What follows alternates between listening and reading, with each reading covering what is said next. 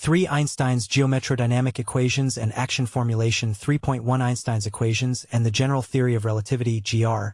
In this chapter we describe Einstein's geometrodynamics equations and the action formulation, starting from Einstein's differential formulation linking geometric curvature to matter/field stress energy. Equation 3-1. Where coupling constant G is now seen directly in its role linking a geometrodynamic tensor and the stress-energy tensor. As mentioned in Chapter 2, the constant G has dimensionful units, unlike alpha in electrodynamics, which is dimensionless. G describes a coupling to a manifold, while alpha describes a coupling to a field. Starting from the formulation of Einstein's relativity in differential form, as with Newton's equations, we then seek, in section 3.2, a variational formulation, the Lagrangian, and then a variational integral, functional, formulation, the action. See Book 1 for a review of these topics. In section 3.3 the focus shifts to global issues, with discussion of algebraic topology consequences of a boundary being zero. A consequence of this, with minimal assumptions, is the form of the field's equations indicated above. In section 3.4 the focus is on local issues, with discussion of classical gravitational waves. Wave solutions with fields are usually an indicator of a quantizable solution at second quantization, at least see Book 4, but here we know that the QFT for gravitation is not renormalizable due to the dimensionality of the coupling, and due to the positive energy constraint. Furthermore, it is difficult enough to observe classical gravitational waves, so to see a purported quantum gravitational wave would only be possible via cosmological effects. The modern-day LIGO observatory has begun mapping the universe in terms of such classical wave signals, much as previous astronomers mapped the skies using optical and EM wave signals. 3.2 Action formulation of GR. In this section we review the various action formulations for general relativity. We begin by examining the Hawking action S sub Hawking equals S sub h and the Landau action S sub Landau equals S sub L. We begin by showing that S sub h is not equal to S sub L but delta S sub h equals delta S sub L with the usual choice of boundary conditions and variation, Hilbert. 3.2.1 The Hawking and Landau actions. The variant of the GR action that will be referred to as the Hawking action has the form, equation 3-2, where Equation 3-3, and the non-tensor gamma S are defined as usual by equation 3-4. The split the square root of negative g r equals the square root of negative g sub L plus partial differential sub alpha w to the alpha is not covariant and is due to Landau, for which the action is simply equation 3-5. Note that w to the alpha is not a vector, it is merely a four-component object, and g sub L is not a scalar. The difference in the actions involves boundary terms, for which different variation conventions are applicable, each yielding the Einstein equations upon appropriate variation. Let's examine this more closely. Equation 3-6. Where see the next equation. Since n sub an to the a equals -1, and equation 3-7. Note that see the equation shown. So equation 3-8. Substituting the gamma sub beta gamma to the alpha definitions, we then get equation 3-9. In case the shortcut above isn't satisfying, we can do the calculation inserting the gamma sub beta gamma to the alpha definitions in the first equation for x. See the next equation. Thus, equation 3-10. And equation 3-11. As before. Thus, S sub h is not equal to S sub L but delta S sub h equals delta S sub L, in general. 3.2.2 The Einstein-Hilbert action. There are two main types of variations to consider. 1. Hilbert variation, also Hawking, have delta g to the ab equals 0 on the boundary. 2. Palatini variation, also Landau, have delta g to the ab equals 0 and gradient sub a delta g sub bc equals 0 on the boundary. We will mostly use I in what follows. Note that we can set up Gaussian coordinates on the various members of a suitable partition of the surface integral. We can choose, locally, a coordinate patch such that, equation 3-12. Eventually we will convert back to the volume integral form for the surface term and see if the two nd derivative terms have cancelled out, as they should. This was the purpose for Hawking's choice of S sub h in the first place. If we consider the Hawking action and simplify to no boundary curvature contributions from k times or times delta k, we get the Einstein-Hilbert action, equation 3-13. Variation gives equation 3-14. For delta the square root of negative g, tr of d of a over d of tau a to the negative 1 equals 1 over d eta times the fraction with numerator d of eta and denominator d of tau implies delta of g sub a b of the ath power of g equals 1 over d etg delta of d of etg. Note the ath power of g to the negative 1 equals g sub a b.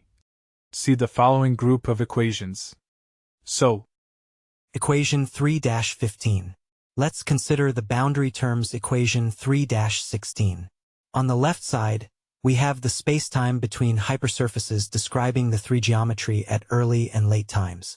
On the right side, we have the boundary that is timelike if spacetime finite, and spacelike hypersurfaces chosen achronal. N to the a is the unit to the boundary. Assumed non-null, the ath-bth power of h equals the ath-bth power of g plus or minus n to the an to the b, and n to the ath-bth power of h equals 0 is chosen to agree. Note that MTW convention, dash, plus, plus, plus, has timelike negative, so the plus sign above is chosen accordingly. Equation 3-17.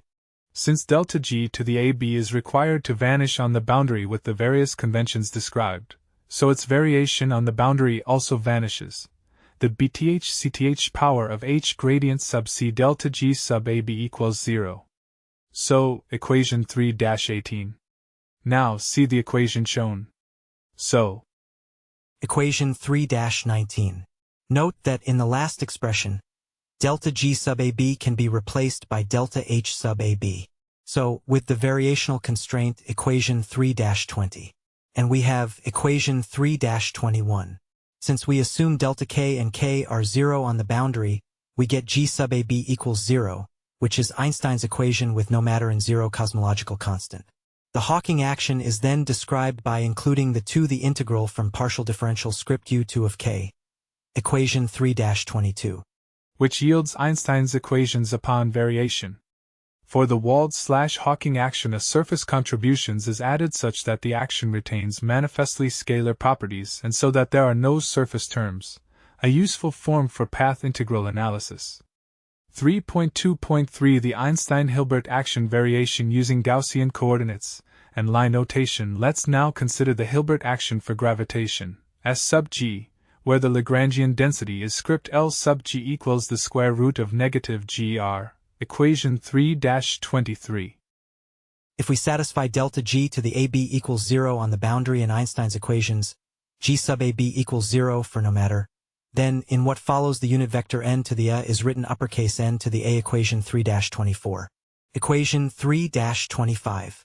The latter term is the variation of k, which is easily shown with the one-parameter line notation. Equation 3-26. Thus, equation 3-27. So, equation 3-28.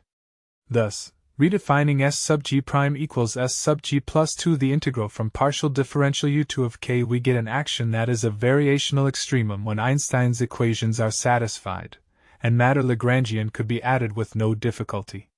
Thus, the Hawking form of the action can be written equation 3-29. The Landon action does not restrict itself to a manifestly scalar description. In a given coordinate system, the total divergence term from the Hilbert action is immediately discarded. This is done by a non-tensorial breakup of the Ricci scalar and discarding any surface terms. Equation 3-30. Equation 3-31. Thus, the actions are inequivalent. However, it can be shown that delta times S sub h minus S sub e equals 0 with delta g to the ab equals 0 on partial differential u. See the equations. 3.2.4 The Landau action. Let's now consider the Landau formulation, equation 3-32.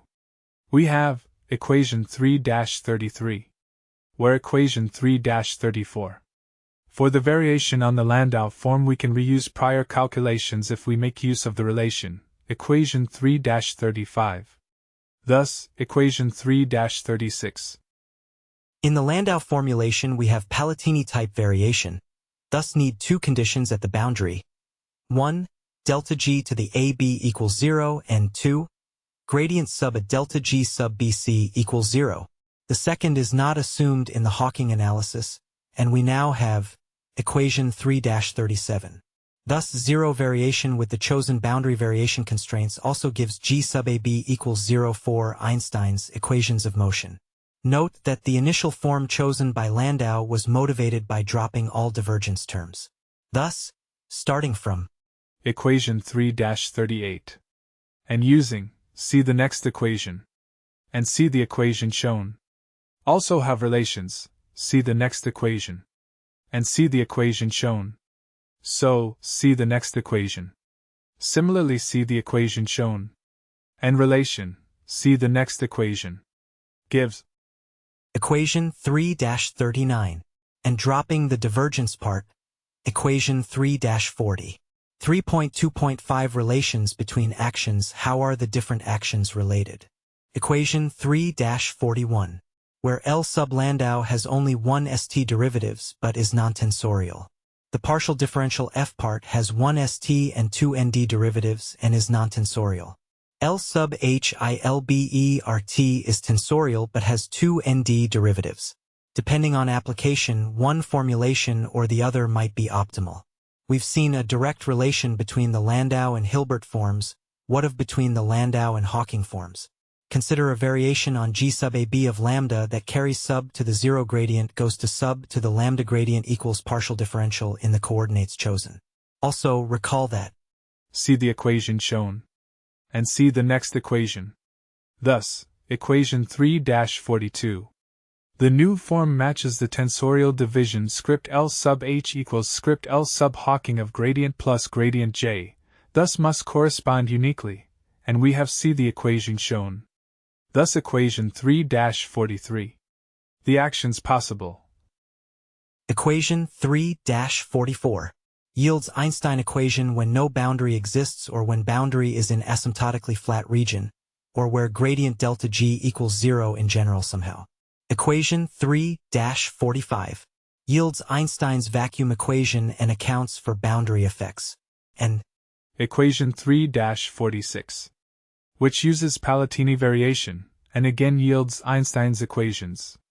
Note that using the Hilbert action requires care if surface terms involved, equation 3-47, where equation 3-48, and equation 3-49. So does see the next equation. It depends. Care must be taken to ensure that the fraction with numerator partial differential and denominator partial differential x to the mw to the m terms are true boundary terms and not artifacts of the coordinates chosen. Such problems can arise due to the use of angular coordinates and will do so in general if angular coordinates are used. Consider the Kruskal-Zachary's coordinates. Equation 3-50. So, modify G to include the fraction with numerator partial differential and denominator partial differential theta term. G prime equals G plus the fraction with numerator partial differential and denominator partial differential theta w to the theta, and we get equation 3-51.